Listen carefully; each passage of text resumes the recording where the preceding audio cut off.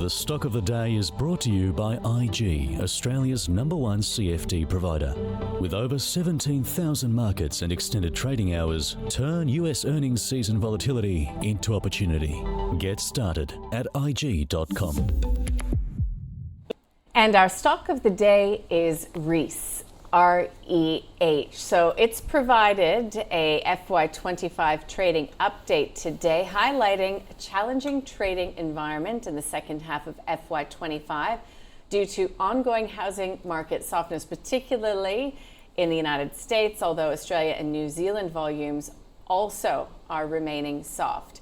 So Reece is now forecasting group earnings to come in between $548 and $558 million. It's also said that former NAB boss Ross McEwen will resign from its board at the end of this month. Shares have been absolutely hammered, down by close to 14% as we speak, just past noon here in Sydney. Junbei Liu from TenCap is one of my guests. Junbei, this is something that we continue to see repeated. Any disappointment and you get absolutely hammered on the day. Is the sell-off justified for Reece? Look, it is justified. I think Reece was a market darling. It bought into the US market many years ago and, trying to take over, its fragmented market there in the trade home rental market.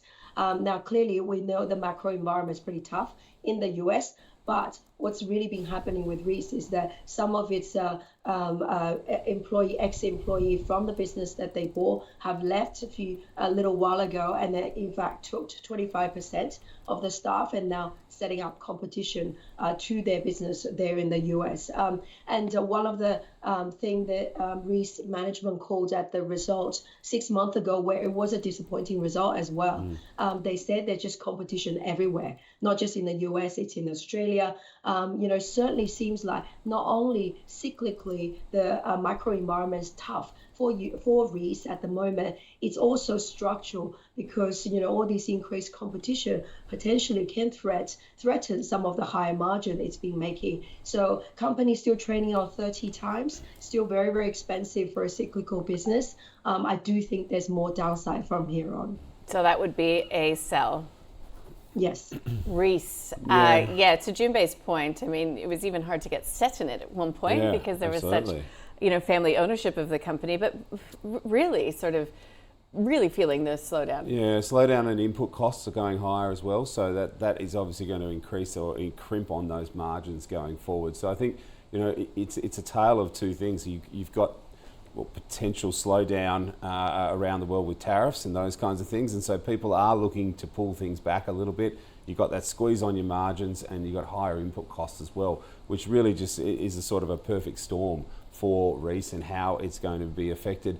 I think also Reece is a bit of a product of its own design as far as that people are looking for potentially more luxury goods, when they talk about bathroom taps and, these kinds of toilets and these kinds of things. So potentially they're just missing out on that higher margin where these lower margin, which is where they sit in that mid-range level. So yeah, it's a tough one. I don't have any clients in this, and I have never really. I'm gonna go with the sell also.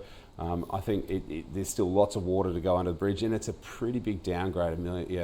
That downgrade, it's a fair bit. So I think they're having to clear the skeletons out of the closet. So they're not good as a sell from me. Got it. Adam Dawes, Shawn Partners there. That was the stock of the day. Not a lot of love for Reece.